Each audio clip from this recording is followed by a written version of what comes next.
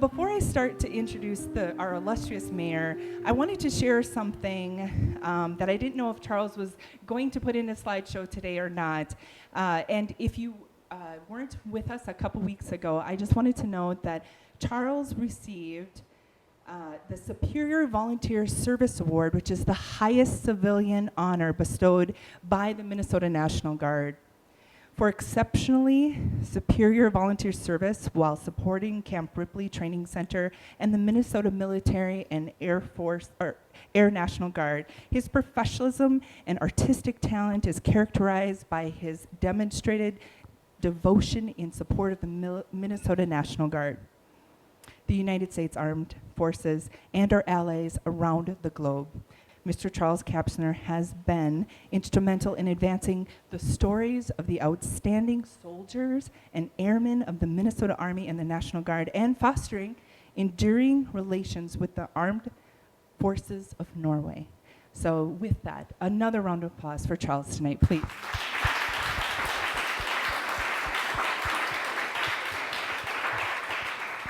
And our next speaker tonight is going to be Mayor Zilka. He has been the mayor of Little Falls for 5 years. And when I was asking him if there was any fun facts that I could share about him tonight on stage, he gave me lots of great nuggets, but I'm gonna let him tell those stories tonight.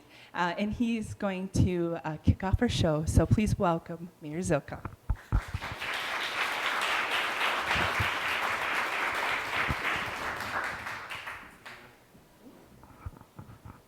Good evening. Welcome to another great evening at Great River Arts. When I became mayor, Great River Arts was active, and I became part of it because of my friendships with Susie Presapio and with Charles.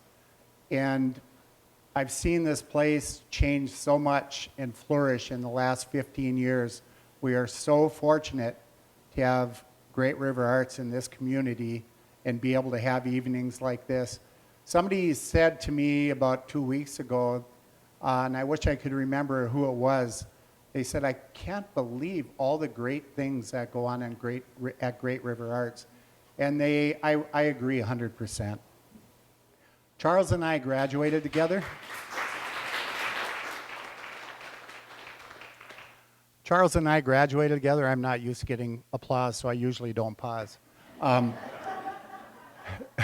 Charles and I graduated together, and up until we started working on the Veterans Project at the cemetery, I knew him more as Chuck. And then as we transitioned, we became much closer friends. And I got to learn so much about Charles as a person. And I think in our yearbook we were voted the 2 most likely not to succeed. And so we fooled him. At least Charles did. So one of my greatest things to brag about is being friends with Charles Kapsner. But I've told this story probably too many times, but Jim said he didn't hear it, so I have to tell it again. Charles and I were in 9th grade together, and Rod Eastby was our art teacher. And fortunately, Rod was also the basketball coach, and I was on the basketball team, and you'll find out very soon why that was important. I waited till the last evening before our final project was due for art, and I wasn't really good at it. So I bought a bar of Dove soap and carved what I called a fish, which I don't think a kindergarten child would have been proud of. But I got a B because I was on the basketball team, and at the same time, I'm pretty sure Charles was painting the ceiling of the Sistine Chapel or something. So we both started off in the same direction, and I decided to double dribble instead of paint. So feel fortunate that I'm not challenging you. But as our friendship has grown, Charles, you've impressed me so much, and I've learned so much from you. An artist, I always thought the talent was in their hand and that it just magically happened. But as you get to know Charles and see his work, watch him work, drink wine with him, you'll learn much, much more. It's all here. It starts here. The work he put into that art project at the Veterans Cemetery, people just look at the painting part, but boots on the ground to find out everything about each branch of the service, you will really not know Charles Kapsner until he goes through each painting with you, step by step, the meaning of everything. It's totally, totally incredible.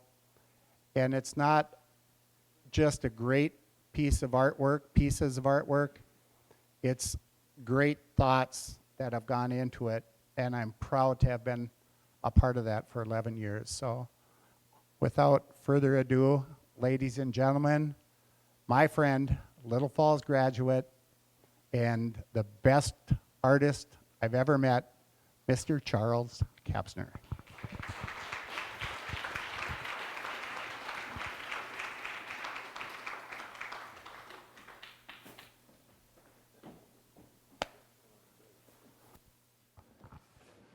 Thank you very much. Next time I'm in Italy, I'm gonna have to buy you a Pope on a rope, you know, the bar of soap they have over there. Pardon me? Okay. Well, thank you all for coming here. We had some weather issues today, but it's a great evening. And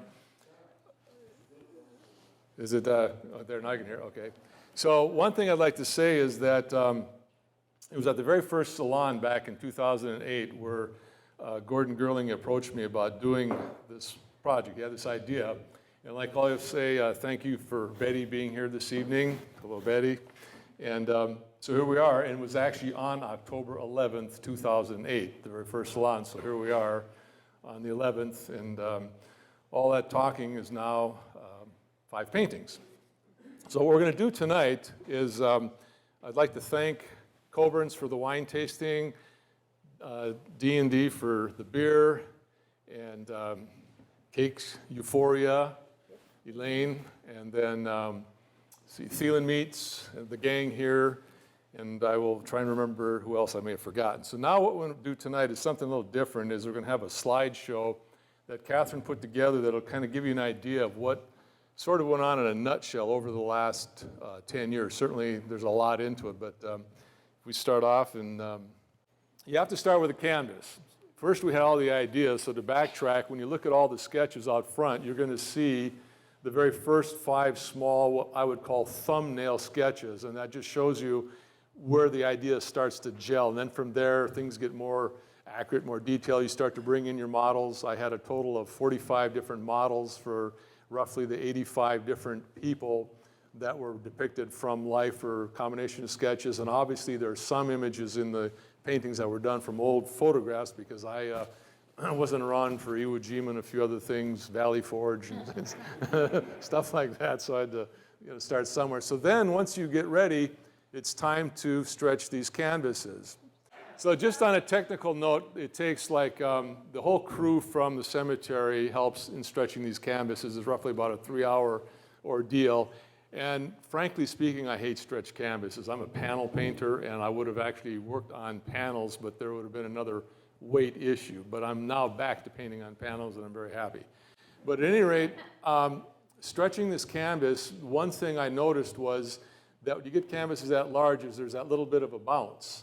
And so with my bifocals, I'd be like, ooh, so it was kind of like, well, I'm not going to be able to see this very well. So I had to come up with an idea, put a backing on them.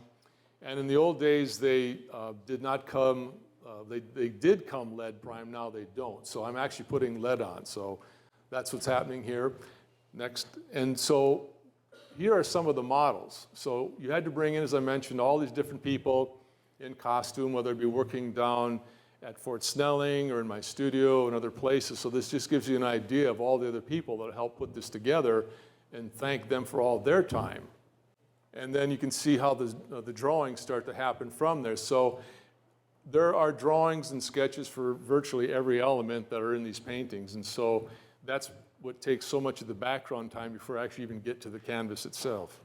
And I think here we have some of the models. Again, you can see the costumes, and I tried to go as authentic as possible, and that was the great thing about working at Fort Snelling, because these guys put a lot of time and energy into all of what they do. And one interesting facet that came up was one of the guys down there asked me what blue or blues I had on my palette, and I told him I had cerulean, cobalt, and French ultramarine. He said, you're also going to have to add indigo blue, because indigo blue was the dye that was used starting in the late 1800s for all military uniforms. And so as you look at Major Rigney's dress blue, that is a deep indigo, and so you wouldn't think the Army's wearing blue, but actually in the late 1700s, all 1800s, that was the primary color used. Once I get ready to start transferring everything, I do what's called a sepia kind of underpainting, because I want to look at all of my drawing. I want to see the values, where the light source is, and so that's all analyzed beforehand. And so in this type of painting, it's called indirect oil painting. And I tell my students that the more you put into your underpainting, the better the result is going to be, because you've analyzed all of your study ahead of time and not jumped ahead of yourself. Because a lot of times you'll hear the argument, oh, I don't like to draw, I just want to paint. Well, guess what? If you can't draw, you're not going to be able to paint. And I was actually working out in the maintenance building for the first maybe 6-8 months, because I did not have a big trap door in the front part of my building yet, so I couldn't get the canvases in my building, so I had to have my carpenter come back and tear the front section out in my building and put a trap door. So then in May of 2010, I was able to then start working in my studio. So here you can see the Army painting and the homeless vet. He's actually wearing my dad's old World War II wool coat and the fur hat that Gilbert wore all the time in the backyard feeding his birds. Here's the large compositional drawing, and this is actually the only one I did for all the paintings. I realized if I was going to spend that much time on this scaled charcoal drawing, I'd never get around to the painting. So only the Army one has a finished one. And then what we started doing is, this was actually in May of 2010, we brought the canvas from the maintenance building to the committal hall, and then finally from there, it went to my studio. But just look at the change that's happened in that building as far as the color scheme. Those funky little lights aren't there anymore. We have a few guest people that would come out to view the paintings. We had, during some of the visits, there was Don Dahlman, who was the VFW State Commander, Lieutenant General Brevet Larry Shelto, then General Nash here, and then also some young kids came out to see the Navy painting, some Boy Scouts. Here we're getting ready to hang the painting. This in itself is another big ordeal, because once you get those frames on them, the solid cherry wood frames, between that and the stretched canvas, these things are pushing probably about 180 to 200 pounds, so it's quite an ordeal to get them up. So here's the Army painting hanging, and you can see the color scheme has already started to change. And then we had the POW MIA balloon out that time from Freedom Flight, and that was in November of 2011 when we had the installation of the Army painting. And thank you, Dr. Torilla. He's here in the audience right there.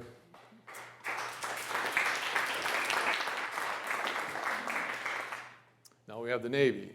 So we have a series of photographs to show you the sort of step-by-step. So those of you that can see the grids, so if you go back and look at the sketches, you'll see on those drawings, every 2 square inches equals a square foot on the canvas.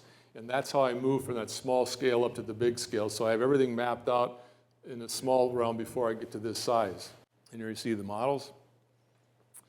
And there's Jim, a nephew, sitting right over there. That's the only one here.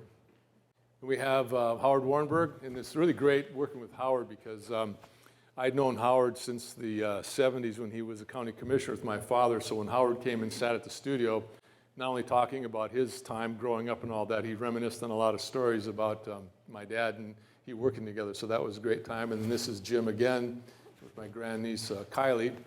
She's actually the only person, when you look at all of the individuals in the paintings out there, that's looking out at the audience. And so she's symbolic of the families, those that are left behind that are waiting for their, father or mother to come back. So at this point, we don't know, is she welcoming him back or saying goodbye?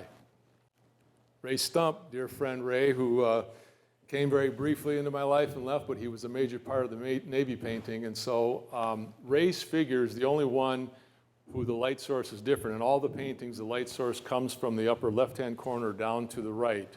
But Ray is sitting outside of the painting, so when you're out at the cemetery next time, take a look at the lone sailor who's out looking over the sea itself. Just another shot out there. We would bring the paintings out on Memorial Day Sunday so people could see the progress as they were moving along. So I had a chance to see how I would paint, and I generally have the small color study there also. Here's Ray and Howard with David.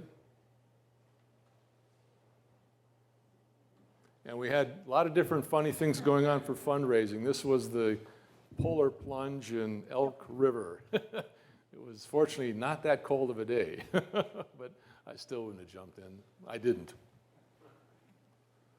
Then the Mark V diving helmet. Here we have some special visitors out at the cemetery. You may recognize a couple. Here I'm signing the Navy painting.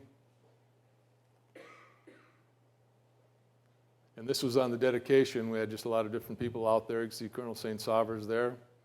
And just people enjoying, cranking their necks up to look at the paintings. And there it is. Next, I did the Coast Guard. And the reason I took the way I did the Army, Navy, Coast Guard. It's not in their order of preference or precedence, but I wanted to balance the building out. So we had like one space painting, space painting. There's Howard and Lauren Brady, who is now a chief. She just got promoted to Chief Petty Officer. She's in the Coast Guard. This is Kevin Hurt. I had to borrow Kevin from the National Guard to pose for the Coast Guard painting. This was young Bryce Soltis. She raised, I think, $3,500. She was the junior president for the Legion, and her project was to raise money, her project was to raise money for the project. Here we have Lauren.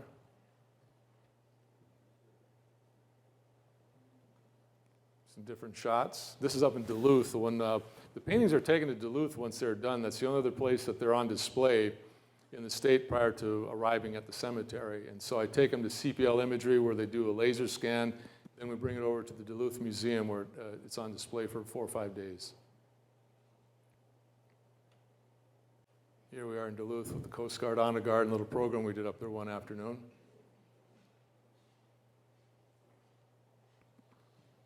This is at the lab, so you can see the giclée behind me. This is at CPL Imagery.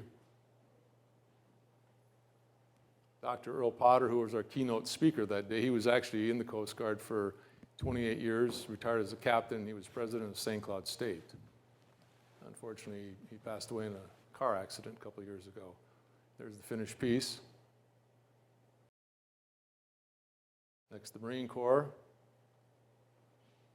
You can see us at work out at the maintenance building, stretching the canvas. Here's the undercolors. Varied shots again of the painting as it moves through its different stages. This is Colonel Roy Edwards and Major Holly Zabinski. She is now, Colonel Roy is now her father-in-law, and so a good friend of mine down in North Carolina had set up this, I needed a pilot, so he said, well, how about getting my father-in-law to pose? So I said, okay, and I'd met Roy at their wedding about a year before that, and Joey calls about a week later, so I've got another pilot, a helicopter pilot. So we got this set up, so I started Holly's portrait out in Quantico, and then she came to Minnesota so I could finish it, and then I did Roy's out in North Carolina. And we have just more shots, more of the models. Corey Engen from out at the cemetery, and Quentin Sam from the Mille Lacs Band. And Steve, yep, Steve Shelley. Steve's in here somewhere. And you can see how we move the paintings out of the building. I wrap them up in plastic, we put it in Tom Truckman's furniture truck, and away we go. That's the only way to get them around. And signing the Marine Corps painting. One keynote thing about the Marine Corps painting, since you can see the raising the flag up in Mount Suribachi. Some of you may or may not know, but there's actual sand from Mount Suribachi that's been ground into the paint, and that's where it is, right where they were planting the flag in. And we have the dedication last year. And there it is. Now the Air Force. This is astronaut Ed White, who actually was the very first American to do a spacewalk. It was July 14th, 1965 on Gemini 4. Air Force is very involved with the NASA and space program, so it was important to depict that. Here's Brigadier General Sandra Best, who was the first woman to be promoted to a general in the Minnesota National Guard or Air Guard, and we had great sessions when she came to the studio. You can see one of the sessions there. Series of shots to show you how the Air Force painting went. And just to backtrack, when you look at the studies out front, in the very small thumbnail sketch you'll see in the Air Force painting, the plane was a B-58 Hustler, then it went to be an SR-71, and then when it came time to decide to do the painting, I realized that if I had blown that SR-71 up, it would have been a 6-foot by 2-foot airplane, which would have been way too big, and it would have taken up all the room in the painting. Here we have Major General Brevet David Hamler, who came and modeled for the pararescue scene. He was involved in over 30 of those missions in his 6 different deployments to Iraq or Afghanistan. There's the painting in Duluth.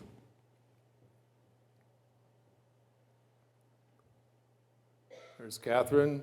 She had her comeback from being a spy to being a lady in the Air Force.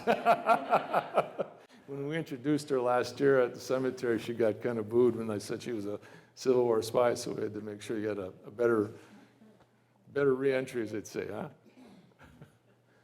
The framers. And here we have the process of hanging that one. And I love the photo down here of Kenny, just thought, job well done. Finally, they're all up there. Here's Betty. This was actually taken on your birthday. That afternoon, you came by to visit, see the studio, and see the dedication to Gordon on the painting. And then here's the fundraising team. We're having a glass of champagne in the studio at the finish. Oh, someone has a beer, I see. And this was out at Camp Ripley on the 15th when we had the Air Force dedication and open house, and that's where I was honored by that award. Thank you so much, General. Catherine made the comment that as the General was putting that ribbon on, he probably had his hands around some other people's necks that he probably would have liked to taking care of some business, but here's the painting. Here's some shots of all the gang.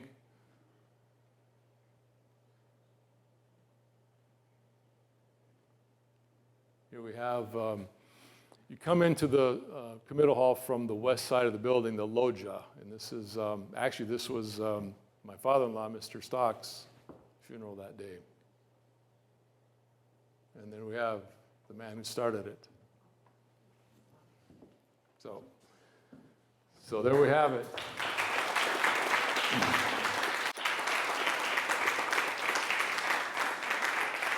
Okay. Okay, so now I'd like to introduce our next speaker here. I know our program's long tonight, but it's a good one. But I'd like to introduce Brigadier General Lowell E. Cruz. He assumed duties as Minnesota National Guard Assistant Adjutant General, Army at Camp Ripley, Senior Commander on October 1, 2017. Brigadier General Cruz earned his commission from South Dakota State University, Reserve Officer Training Corps in 1989, and joined the Minnesota Army National Guard as a Field Artillery Officer that same year. 1988-2012, Brigadier General Cruz held Field Artillery Officer billets from company to division level. Brigadier General Cruz commanded the Montevideo-based 1-151 Field Artillery Battalion from August 10, 2010 to March 2012, leaving command to be promoted to colonel as the Minnesota National Guard Joint Force Headquarters G4. Brigadier General Cruz commanded the 347 Regional Support Group, RSG, from September 2015 to September 2017. In 2014, Brigadier General Cruz graduated from the United States Army War College with a master's in strategic studies. He holds a Bachelor of Science degree in dairy science from South Dakota State University. Brigadier General Cruz and his wife Amy reside at Camp Ripley near Little Falls, Minnesota. They have 2 sons, First Lieutenant Jacob Cruz, an Army engineer assigned to the 588 Engineer Battalion, Fort Carson, Colorado. He is currently deployed. And Connor, who is 9th grade now, or 10th? 9th, okay. So please welcome Brigadier General Lowell Cruz. So, good evening, and thanks for coming, okay?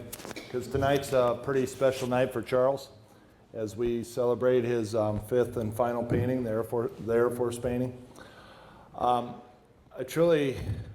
tease that I inherited Charles as a friend. Okay, Scott St. Saver was my best friend. He was a post commander before me, and Scott introduced me to Charles. I think before the Marine painting unveiling, but actually my first time of really getting exposed to this project was when we unveiled the Marine Corps painting, and I attended that event. And so when I took over the Camp Ripley and I talked to Charles, I realized that the Air National Guard of Minnesota had the opportunity to get involved in his final painting, which was the Air Force painting. And that's how we have Sandy Best and General Hamler as part of that painting, and pretty significant part. My only regret is that we didn't think about it soon enough when he was doing the Army painting, because there's probably some Minnesota Army National Guard soldiers we could have highlighted inside of that as well. As we go through those, though, I've been to the Salon. This is probably my 3rd time in uniform here at the Salon, trying to add a little flash and culture to the event. And last year when I had a chance to talk, I talked a little bit about how art and the military are intertwined, and how we've used art before we had photography to really depict significant battles and document our military history. And so artists have been part of the military for ages. And because of that, we have some beautiful representations of a lot of our national leaders, George Washington, folks like that. So tonight, I get to introduce you to another portion of military culture, which is our bands. And military bands have followed the military for ages. Okay, we march to the drum, we maneuver to the bugle or the trumpet, and those 2 elements have been a part of our ranks.